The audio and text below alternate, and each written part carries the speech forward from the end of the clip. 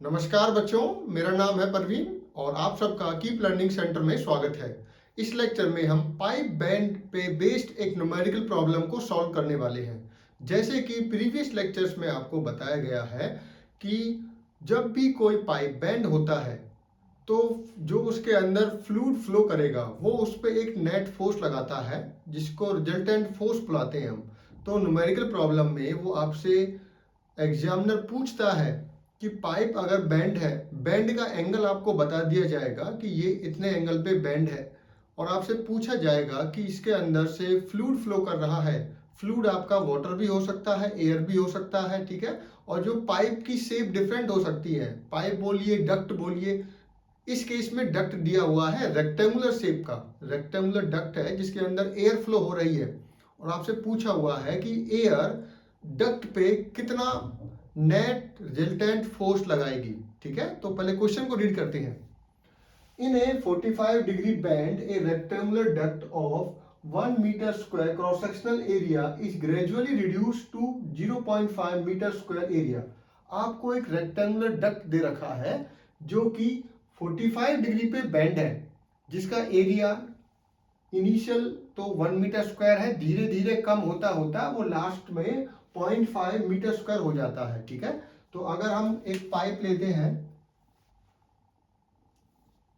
और उसको बेंड कर देते हैं, ठीक है, इस टाइप का, और बेंड करने के बाद ग्रेजुअली आपको क्या करना है, रिड्यूस भी करना है उसका डायमीटर। तो मान लीजिए ये एक्सिस है और कितने एंगल पे बेंड हुआ है, 45 डिग्री। तो हॉरिजेंटल एक्सिस के साथ कितना एंगल बना रहा है, 45 डिग्री। तो ये वाला इस टाइप का पाइप है आपका, जिसका एरिया आपको दे रखा है। आप क्रॉस सेक्शन कहीं पर भी ले सकते हो, मान लीजिए ये 1-1 क्रॉस सेक्शन है आपका और ये आपका 2-2 क्रॉस सेक्शन है या सेक्शन है, ठीक है। ये रेक्टेंगुलर डक्ट है। तो यहां पर आपको बताया गया है इसका एरिया A1 दे दिया है आपको। देखिए कुछ क्वेश्चंस में डायमीटर देते हैं क्योंकि वहां पे सर्कुलर सेक्शन होता है, यहाँ पे रेक्टेंगुलर डक्ट है तो डायरेक्टली एरिया दे दिया आपको। तो A1 कितना है, 1 मीटर स्क्वायर। सेक्शन 1 पे एरिया आपको दे दिया गया है 1 मीटर स्क्वायर। उसी टाइप से सेक्शन 2 पे भी आपको एरिया बता दिया गया है 0.5 मीटर स्क्वायर, ठीक है। Find the magnitude and direction of force required to hold the duct in position if the velocity of flow at the 1 meter square section is 10 meter per second and pressure is 2.945 Newton per centimeter square. Take density of air as 1.16. इस duct के अंदर कौन सा fluid है, air, ठीक है। तो air की डेंसिटी भी आपको बता दी गई है। डेंसिटी कितनी लेनी है आपको, 1.16 kg पर मीटर क्यूब, ठीक है। देखिए कुछ और वैल्यू आपको दे रखी है, आपसे बोला गया है मैग्नीट्यूड और डायरेक्शन बताइए। नेट फोर्स आपसे पूछा गया है, ठीक है। और आपको क्या दे दिया गया है, velocity of flow at section 1 metre square. ये 1 मीटर स्क्वायर वाले सेक्शन पे आपको क्या दे दिया गया है, आपको वेलोसिटी दे दी है। दैट मींस आपको V1 वेलोसिटी दे दी है, कितनी, 1 मीटर स्क्वायर। V1 क्या है, वेलोसिटी एट सेक्शन 1 मतलब जहां पर 1 मीटर स्क्वायर एरिया है उस जगह पे वेलोसिटी कितनी है, 1 मीटर स्क्वायर। सॉरी, वहां पे वेलोसिटी क्या है, 10 मीटर पर सेकेंड। ये तो एरिया है आपका, तो वेलोसिटी क्या दे रखी है, 10 मीटर। 1 मीटर स्क्वायर वाले सेक्शन पे वेलोसिटी 10 मीटर पर सेकेंड है और प्रेशर भी दे दिया उस जगह पे। इसका मतलब P1 भी दे दिया आपको 2.943 न्यूटन पर सेंटीमीटर स्क्वायर, ठीक है। एरिया भी दे दिया आपको, वेलोसिटी भी बता दी है सेक्शन 1 पे और प्रेशर भी दे दिया। डेंसिटी, अब सेक्शन 2 पे आपको वेलोसिटी नहीं बताई गई, प्रेशर नहीं बताया गया। और आपको पता है जो हमने डेरिवेशन की थी कि नेट फोर्स आप तभी निकाल पाओगे जब आपके पास वेलोसिटी भी हो, प्रेशर भी हो, एग्जिट पे भी, इनलेट पे भी। तो पहले आपको वेलोसिटी V2 निकालनी पड़ेगी, फिर प्रेशर P2 निकालना पड़ेगा और डिस्चार्ज भी निकालना पड़ेगा, तब जाकर आप नेट फोर्स निकाल पाओगे। तो सबसे पहले हम वही काम करते हैं, हम क्या निकालते हैं, V2 निकालते हैं। देखिए कंटिन्यूटी इक्वेशन ने हमें क्या बताया, A1 V1 equal to A2 V2। ठीक है, तो यहां से हम V2 निकाल सकते हैं A1 bye A2 into V1। तो A1 कितना है 1 डिवाइडेड बाय 0.5 और V1 कितना है 10। ठीक है, तो ये कितना हो जाएगा आपका, देखिए, तो यहां से आप इसको हटाओगे तो क्या हो जाएगा, ये वैल्यू आ जाएगी 20 मीटर पर सेकंड। तो V2 की वैल्यू आपने निकाल ली है 20 मीटर पर सेकंड। ठीक है, अब निकालते हैं, V2 निकल गया आपका 20 मीटर पर सेकंड। अब डिस्चार्ज और निकाल लेते हैं अभी, फिर P2 निकालेंगे। डिस्चार्ज क्या हो जाएगा, डिस्चार्ज हो जाएगा आपका A1 V1 से निकाल लो या A2 V2 से, एक ही बात है। A1 कितना है 1 और V1 कितना है 10, तो डिस्चार्ज की वैल्यू हो गई 10 मीटर क्यूब पर सेकंड। तो आपको Q की वैल्यू भी मिल गई। अब आपको, चलो Q यहां पे लिख देते हैं 10 मीटर क्यूब पर सेकंड। अब आपको P2 और निकालना है, pressure at the section 2। Pressure at the section 2, क्योंकि जब हम इस पे नेट फोर्स लगाएंगे तो आप देखोगे कौन कौन से फोर्स लगते हैं। प्रेशर फोर्स लगता है इस पे P1 A1, एग्जिट पे प्रेशर फोर्स कितना लगता है P2 A2।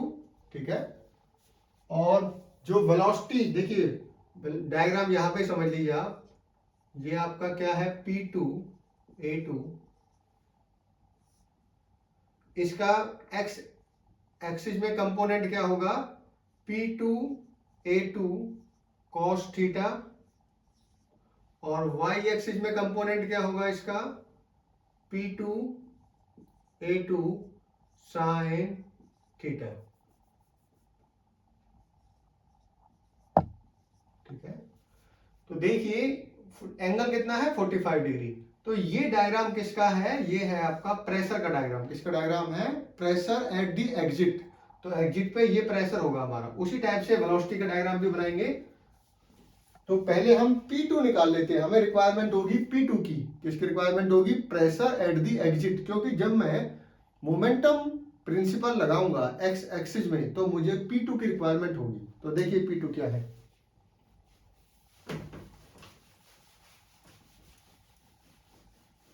आप सेक्शन 1 और 2 पे बर्नौलिस थ्योरम लगा सकते हो, वहां से P2 निकल जाएगा आपका। तो applying Bernoulli's theorem at section 1 and 2, तो ये हो जाएगा आपका P1 divided by rho g plus V1 square divided by 2G plus Z1 equal to P2 by rho g plus V2 square by 2G plus Z2। ठीक है, तो Z1 और Z2 आपको सेम सेम लेना है। देखिए क्योंकि एंगल बहुत कम है इसलिए आप डेटम की हाइट को सेम मानोगे। नेक्स्ट, अब यहाँ पे सभी वैल्यूज आपको पता है एक्सेप्ट P2, आपको बस P2 की वैल्यू नहीं पता। तो यहाँ से P2 बाय रो जी आप निकाल सकते हो P1 by rho g plus V1 square by 2G minus V2 square by 2G। ठीक है, G से G कैंसिल आउट हो जाएगा सभी में। तो P2 क्या आ गया आपका, P2 आ जाएगा density into P1 by rho plus V1 square by 2 minus V2 square by 2। और ये सारी वैल्यूज आपको पता है, P1 पता, V1 पता, V2 पता। तो डेंसिटी ध्यान रखना आपकी बार एयर की लेनी है, वाटर नहीं दे रखा आपको, एयर दे रखा है। तो एयर की डेंसिटी कितनी है 1.16। P1 कितना निकाल गिवन है आपको 2.943, डेंसिटी 1.16। V1 गिवन है 10 का स्क्वायर हो जाएगा डिवाइडेड बाय 2 माइनस V2 हमने कैलकुलेट की थी तो 20 का स्क्वायर डिवाइडेड बाय 2। ठीक है, तो यहां से आप प्रेशर एट सेक्शन 2 निकाल लोगे तो ये हमारी क्या वैल्यू आएगी, अब यहाँ पे देखिए ये वैल्यू हमें मिलेगी 29255 29255.8 न्यूटन। ठीक है, तो ये हमने प्रेशर इंटेंसिटी एट सेक्शन 2 कैसे निकाला, बर्नौलिस थ्योरम लगा के। ठीक है, तो यहाँ पे लिख देते हैं P2 की वैल्यू क्या मिल गई आपको, ये हमने कैलकुलेट की है 292.55.8 न्यूटन, सॉरी न्यूटन पर मीटर स्क्वायर, न्यूटन पर मीटर स्क्वायर।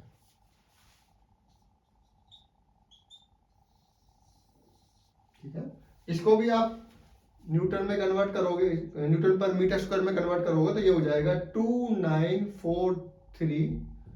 ठीक है, क्योंकि सेंटीमीटर स्क्वायर है तो इसको आप मीटर स्क्वायर में कन्वर्ट करोगे तो यहाँ पे क्या आ जाएगा, 10 से मल्टीप्लाई कर दोगे, ऊपर 10⁴ से मल्टीप्लाई कर दोगे आप इसको। ठीक है, तो ये वैल्यू आ जाएगी आपकी 2943।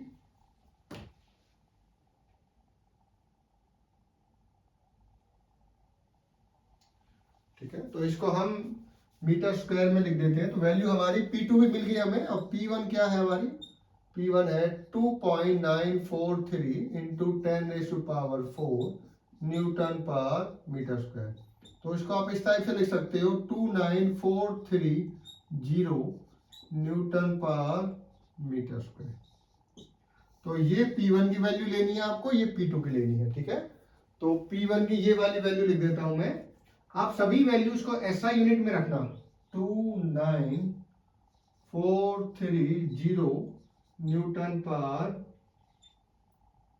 Metre square. ठीक है, तो हमारे पास एरिया है, दोनों सेक्शन पे वेलोसिटी भी है, प्रेशर इंटेंसिटी है, डिस्चार्ज है। अब आप मोमेंटम प्रिंसिपल लगा के फोर्स निकाल सकते हो। पहले एक्स डायरेक्शन में हम लगाएंगे मोमेंटम इक्वेशन को, फिर हम वाई डायरेक्शन में लगाएंगे और फिर हम रिजल्टेंट फोर्स निकालेंगे। देखिए किस टाइप से निकालेंगे।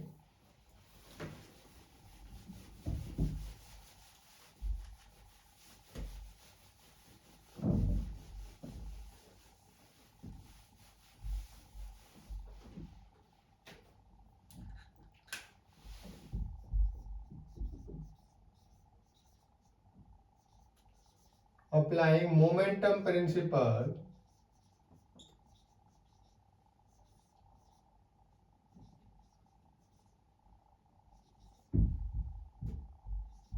along x direction,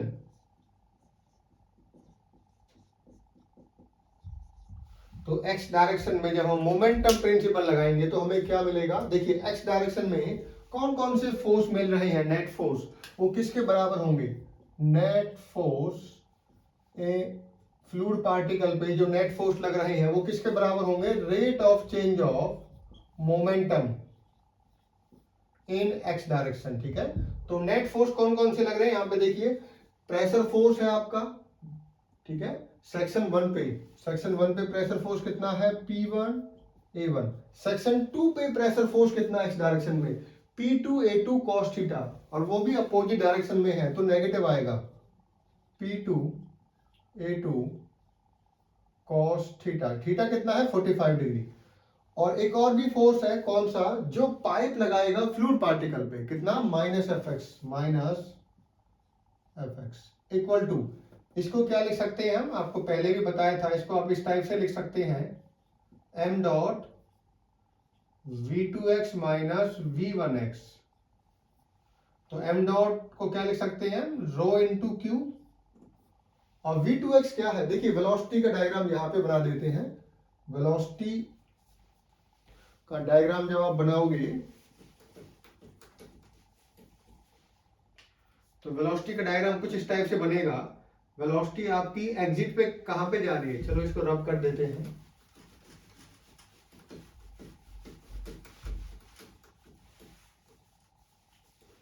देखिए वेलोसिटी का डायग्राम इस टाइप से बनेगा। ये v2 आपकी ये डायरेक्शन है, v2 एंगल कितना बना रही है, थीटा। तो v2 के दो कंपोनेंट होंगे, v2 cos theta and v2 sin theta, v2। तो मुझे वेलोसिटी का वो कंपोनेंट चाहिए जो कि आपका x डायरेक्शन में है, तो वो कौन सा है, v2 cos थीटा। तो ये क्या है, v2 cos theta minus section 1 पे वेलोसिटी की डायरेक्शन क्या है ये, तो यहाँ पे v1 है, क्या है आपकी v1, तो माइनस v1, ठीक है। तो ये वैल्यू आ गई, तो यहाँ से fx को आप निकाल लीजिए। fx क्या हो जाएगा आपका, fx हो जाएगा rho into Q v1 minus v2 cos theta. देखिए इस साइड fx को इस साइड ले जाइए, इसको इस साइड, तो ये प्लस हो जाएगा, ये माइनस हो जाएगा, ठीक है। Plus p1 a1 and minus p2 a2 cos theta. देखिए हमारे पास सारी वैल्यूज है। डेंसिटी हमें पता है, डेंसिटी कितनी है आपकी 1.16, डिस्चार्ज कितना है इंटू 10, v1 कितना है आपका 10 माइनस v2 कितना है 20, तो 20 cos 45 हो जाएगा, ये cos 45, ठीक है। प्लस p1 कितना है 29430 और a1 कितना है 1 इंटू 1, और माइनस p2 कितना है 29255.8 और a2 कितना है आपका 0.5 इंटू cos 45। जब आप इसको सॉल्व करोगे तो आपको नेट फोर्स मिल जाएगा जो फ्लूइड पार्टिकल लगा रहा है पाइप पे, ठीक है। तो वो वैल्यू क्या आएगी आपकी, वैल्यू मिलेगी आपको minus 19038, minus 19038 point minus 19038.59।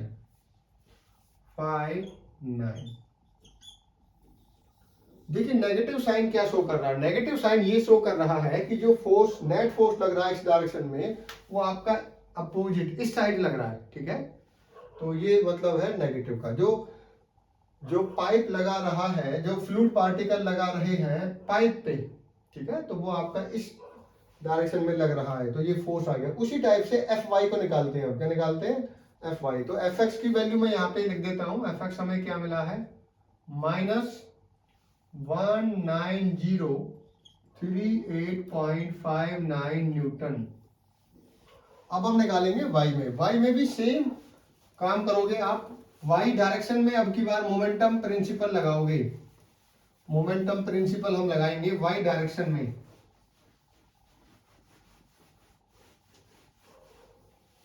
Applying momentum principle along y direction, ठीक है। तो नेट फोर्स फ्लूइड पार्टिकल पे y डायरेक्शन में जब मोमेंटम लगाएंगे तो नेट फोर्स y डायरेक्शन में कितना होना चाहिए, rate of change of momentum in y direction.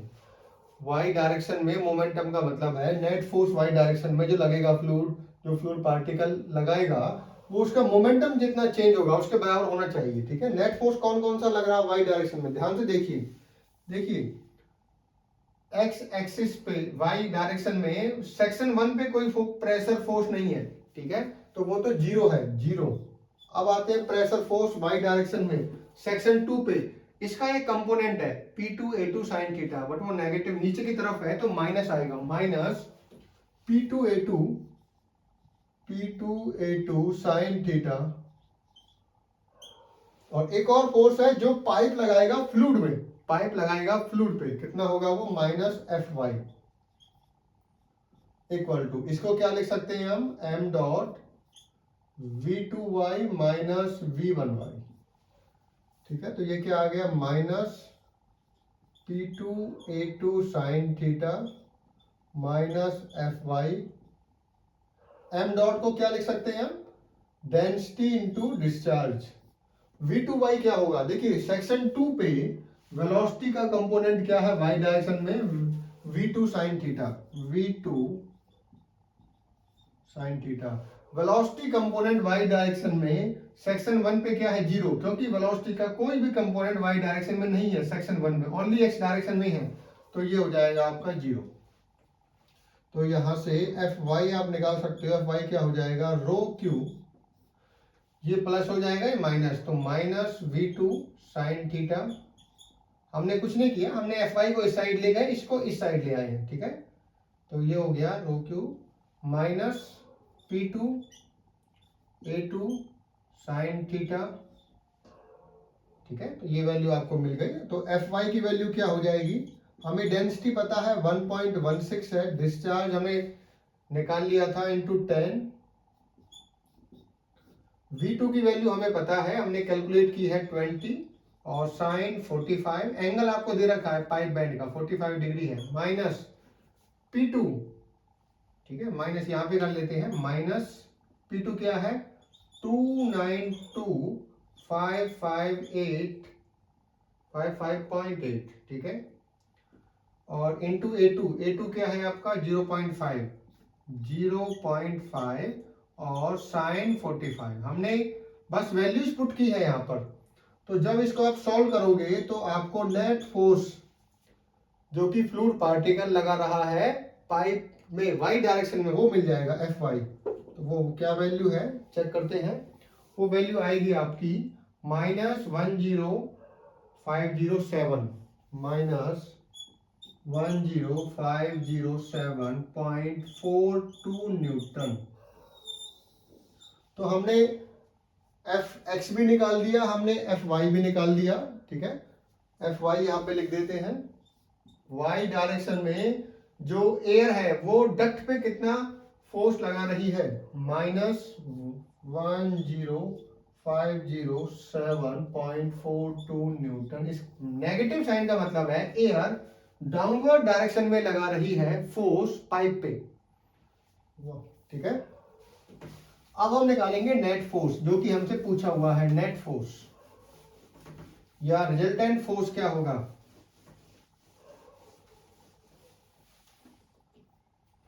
Resultant force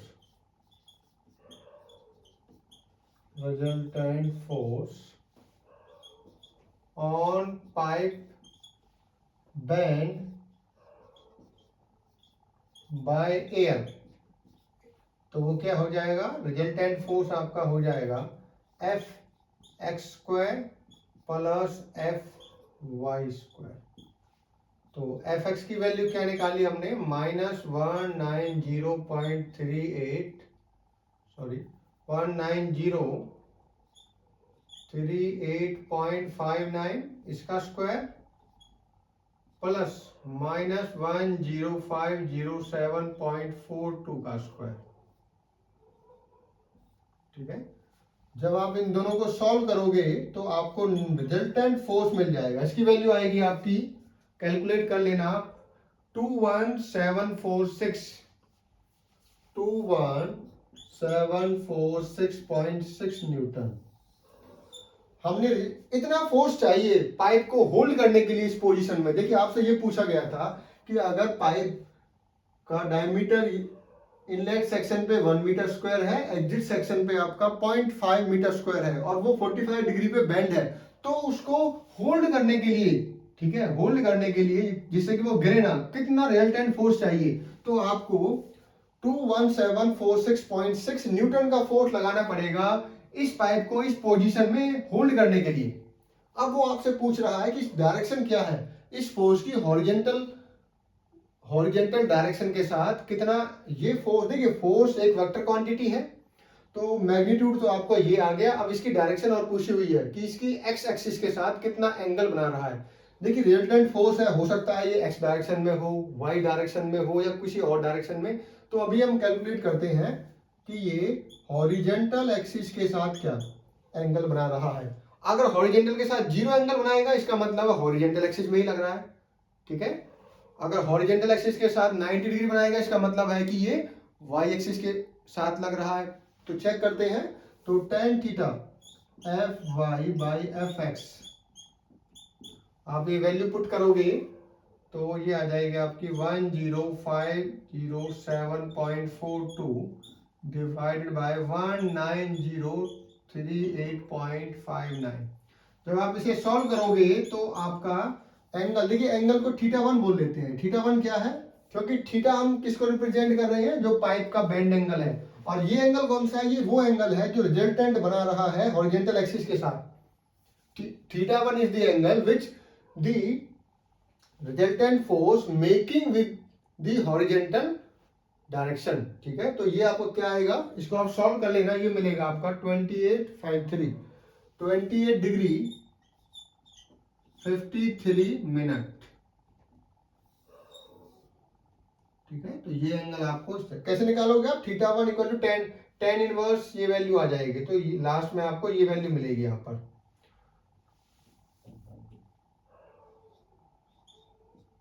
(28 degree 58 minute. ठीक है, तो इस लेक्चर में हमने एक क्वेश्चन देखा जिसमें कि एयर किसी रेक्टेंगुलर डक्ट में से पास हो रही है और उस रेक्टेंगुलर डक्ट को हमने बेंड कर दिया है 45 डिग्री पे। तो आपसे पूछा गया है उस पोजीशन में इसको होल्ड करने के लिए कितना नेट फोर्स लगाना पड़ेगा आपको, क्योंकि जो एयर है उस पर वो फोर्स लगाएगी नेट फोर्स, ये वो फोर्स है नेट फोर्स जो कि एयर लगाएगी किस पे, पाइप को बेंड करने के लिए, या पाइप पे इतना फोर्स लगेगा। अब इतना ही फोर्स पाइप को लगाना पड़ेगा जिससे कि वो क्या ना हो, बेंड ना हो या वो गिरे ना। ठीक है, तो पाइप को अपनी पोजीशन को रिटेन करने के लिए इतना ही फोर्स अपोजिट डायरेक्शन में लगाना पड़ेगा। ठीक है, ये तो वो फोर्स है जो फ्लूइड पार्टिकल लगा रहे हैं, जो कि एयर है, इस केस में एयर लगा रही है किस पे, पाइप पे।